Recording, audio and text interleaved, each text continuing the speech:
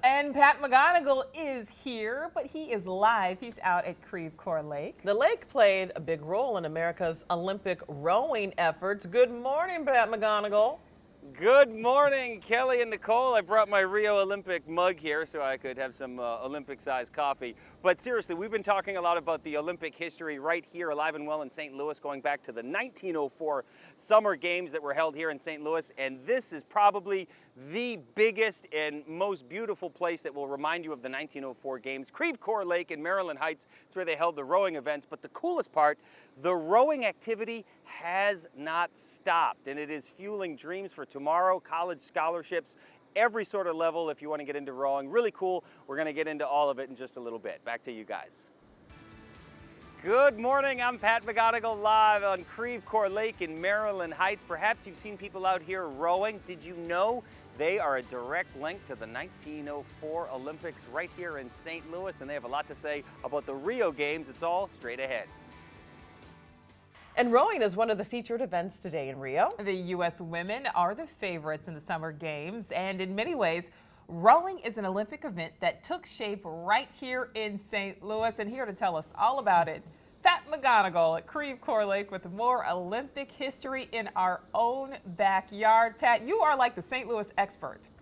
No, I wouldn't go that far, but it is true. There is so much 1904 Olympic history that is hiding in plain sight right here in St. Louis. Of course, we talked about the Glen Echo Country Club where they held golf in 1904, and then there's all the stuff at Wash U, Francis Field, and all that stuff. But maybe the biggest one right in plain sight is right here in Maryland Heights, Creve Coeur Lake. Now, you've probably seen the rowers out here from time to time. Did you know they are a direct link to the rowing events for the Olympics in St. Louis in 1904. Take a look at these incredible images of the St. Louis Rowing Club, an unbelievable group of dedicated rowers, everything from the expert level, people who rowed in college, to people who just wanted to try out rowing. I talked to like attorneys and computer programmers who just saw the rowing out here and said, hey, that looks kind of cool. I want to try that out.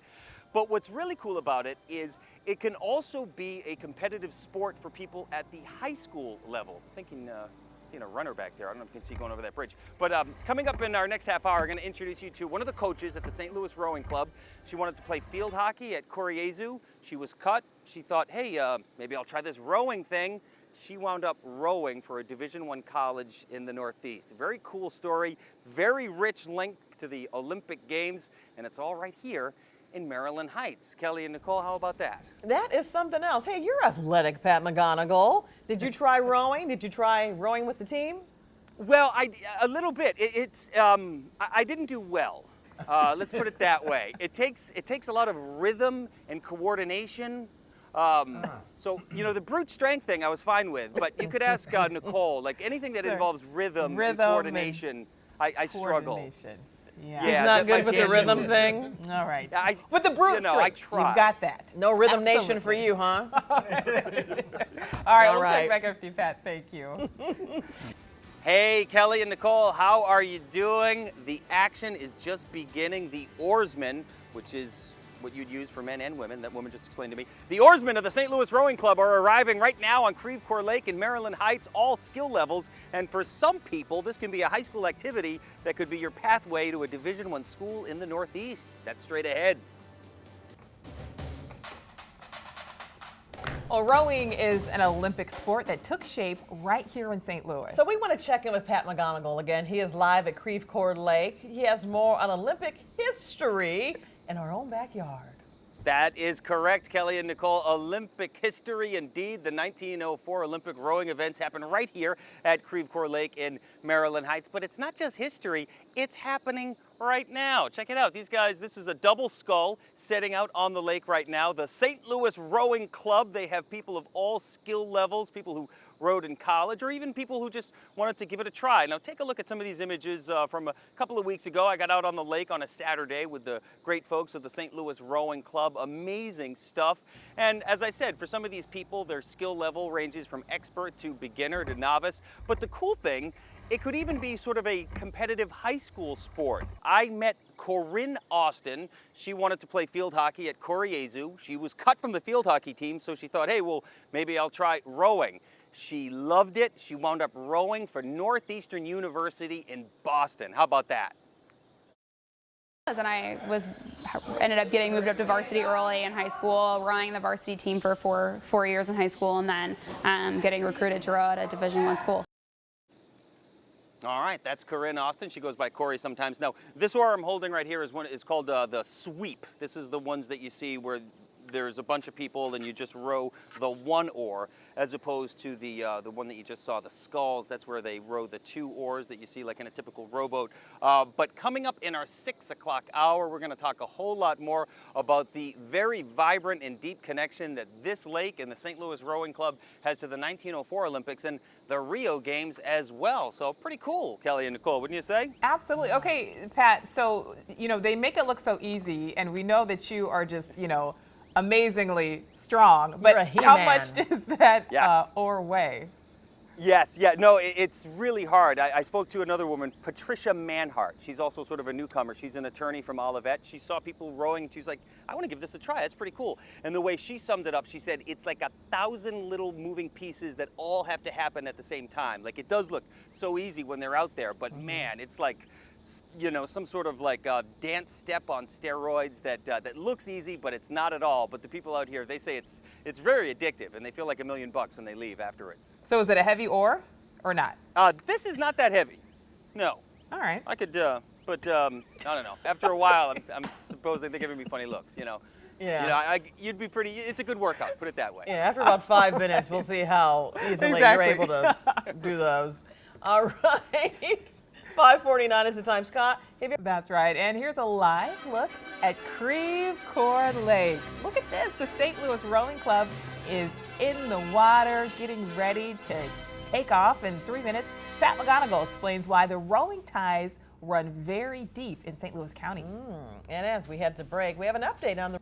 Hey, Kelly and Nicole, how are you doing? It's funny you mentioned Team USA and Rio. They are expected to dominate. Joining me right now, the St. Louis Rowing Club. This is the elite, the Masters team. These are all women. These are the best team of women rowers that they have at the St. Louis Rowing Club. And what's so cool about it is all of this dates back to when the rowing events happened at Creve Coeur Lake in the 1904 Summer Games right here in St. Louis. And as you can see, the rowing has not stopped. And the cool thing, the St. Louis Rowing Club, it's open to anybody. If you have Olympic dreams or you're just an attorney or a computer programmer who thought it looks cool, there is room on the boat for you here.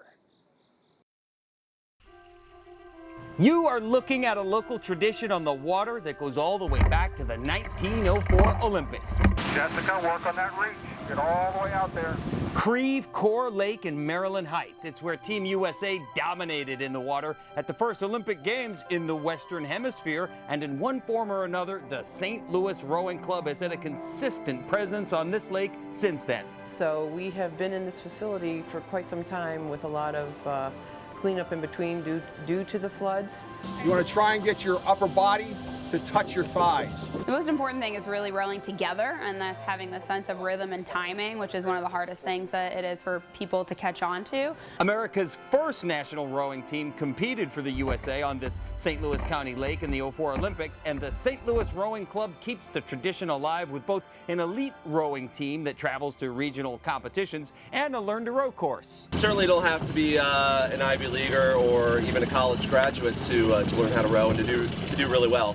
Patricia Manhart is a newcomer to rowing who has come to love her time on the water. She sees herself as a crucial piece in a larger whole, knifing through the water. And it's 1,000 little tiny steps. But her first step was out of her comfort zone and into a boat. And Manhart says she's thrilled she did. Oh, absolutely. All right, so here you're looking live once again, Creve Coeur Lake in Maryland Heights. This is the Masters level team taking off. The women in the black jerseys there, you see they compete in regional competitions. They go all over the country. They're the best of the best, to put it bluntly, the hardcore. But there's every single level here at the St. Louis Rowing Club. We have another boat about to come in. Now those are the sweep rowers. They also have the scull event, which you see in the Olympics. Those are active. We're going to show you those guys in the next half hour. And I just have to say, Kelly, Nicole, and Scott, Man, this is beautiful out here. Such a beautiful morning. When we got here, there were bugs and it was creepy and dark, but I don't want to leave now. Now it's a lot less creepy, isn't it? Hey, Pat, good question for you. You said that, you know, anyone can be a part of their team. Do you have to audition or try out or? Well, no, it's a very good question, Kelly. The county has a Learn to Row program, and there's a day when you can come out and just try it out, but they will have you go on one of those machines. Here we see these people coming in here. But then if you want to take part, it's about $500 for a whole year. And then they have 4 practices. They come like in the morning, on the weekends, and then Tuesday and Thursday nights. And it's really fun. It's like you can get as good at this as you want, or if you just want exercise, but it is a lot of teamwork. And as you heard Patricia Manhart say, it's 1,000 things happening at once. Like even what you're looking at right here, you know, as they're getting off this boat. There's a system and a process to everything. It's very, very cool. But we're out of time, so I'm going to send it back to you guys. Excellent. Thank you, Pat. Thanks, Pat. Great That does look cool. exercise. Think about getting out of that without toppling over. I mean, that'd just be a skill in and of itself. Exactly. And again, Creve Coeur Lake is so gorgeous. It's so pretty. It does look beautiful. And it's a nice morning to be out taking a walk.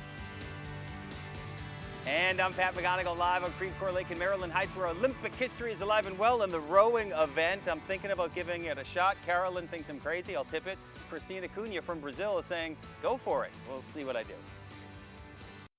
Very own Pat McGonigal is live this morning at Creve Coeur Lake, giving it a All right, try. we are live on Creve Coeur Lake in Maryland Heights, where the 1904 Olympic rowing events happened, but history is alive. Over to my left there is Chuck Cook and Christina Murphy, a father-daughter tandem. Chuck won the head of the Charles in Boston twice.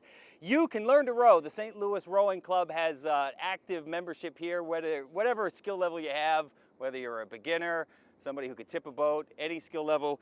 Here we go. Against better judgment, I'm going to give this a try. I really might tip. Here goes nothing. Let's do it. Uh-oh. Keep it steady. Uh-oh. Uh-oh, how's this going to go? They had to do a quick mic cord save there. He's kind Now is he going to do Look anything? behind you, Pat. He's not moving. He's frozen. Are you going to row, Pat? I don't think he can hear us. But Oh, hopefully, now there we're we getting some go. action. Oh, no. Oh, no. Uh-oh. Maybe that's why he wasn't moving. Well, I feel Pat- like this isn't going to end well, but I feel like we almost have to stay on it. What I is know- this guy doing? I know this is terrible, but I kind of want to see him tip over. I know, and we're supposed to toss to Scott But now, we- but it's like I can't not watch because I feel like this isn't going to end well. It looks a little uncoordinated, and that's why Pat did mention Right. that It does there take are a lot of classes, there are courses coordination. that you can take. This is a So you skill don't level. look like Pat. All right. Oh, I know as soon as we Right. toss it over to you, Scott, we're going to see this finale finish. We're going to watch him. And here's the scary part. How's he going to get back? Good question.